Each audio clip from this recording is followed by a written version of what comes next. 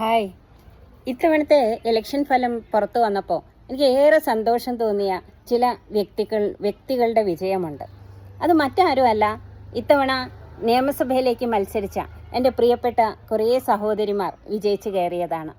സ്ത്രീകൾക്ക് നൽകിയിരിക്കുന്ന സീറ്റുകൾ പോരാ എന്നും ഇനിയും സീറ്റുകൾ നൽകേണ്ടതുണ്ട് എന്നും 33% സംവരണം എന്നത് നടപ്പിലായില്ല എന്നുമൊക്കെ പ്രതിഷേധിച്ചെടുത്ത് നിന്ന് എൻ്റെ ധാരാളം സഹോദരിമാർ വലിയ ഭൂരിപക്ഷത്തിന് വിജയിച്ചു കയറി എന്നുള്ളത് ഏറെ സന്തോഷം നൽകുന്ന ഒന്നാണ്. അതിലേറ്റവും പ്രധാനമായും നിയമസഭയിൽ കഴിഞ്ഞ തവണ പ്രതിനിധീകരിച്ചിരുന്ന രണ്ടുപേർ, ഉമാ തോമസും അതേപോലെ തന്നെ കെ കെ രമയും ഉമാ തോമസിൻ്റെയും വിജയം ഏറെ സന്തോഷം നൽകുന്നതാണ്.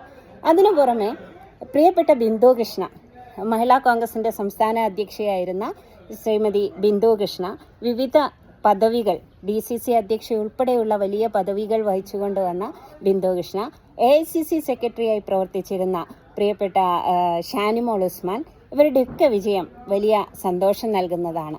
അതേപോലെ എൻ്റെ പ്രിയപ്പെട്ട സഹോദരി, സുഹൃത്തും സഹപ്രവർത്തകയും ഞങ്ങൾ ഒരുമിച്ച് ജോലി ചെയ്യുന്നവരും ഒക്കെയായ ശ്രീമതി കെ എ തുളസിയുടെ വിജയം, എൻ്റെ പ്രിയപ്പെട്ട കുഞ്ഞനിയത്തി കോഴിക്കോട്ടുകാരി വിദ്യാ ബാലകൃഷ്ണൻ്റെ വിജയം, കോഴിക്കോട്ട് നിന്ന് തന്നെയുള്ള രമ്യ ഹരിദാസിൻ്റെ വിജയം, കോഴിക്കോട്ട് നിന്ന് തന്നെയുള്ള ഫാത്തിമ തെഹ്ലിയയുടെ വിജയം, ഇങ്ങനെ വിജയം കൊണ്ട് നമ്മുടെ പെൺ ശബ്ദം നിയമസഭയിൽ ഉയർത്താൻ ധാരാളം പേരെ നമുക്ക് കിട്ടിയിരിക്കുന്നു എന്നുള്ളത് വലിയ സന്തോഷം നൽകുന്ന ഒന്നാണ്.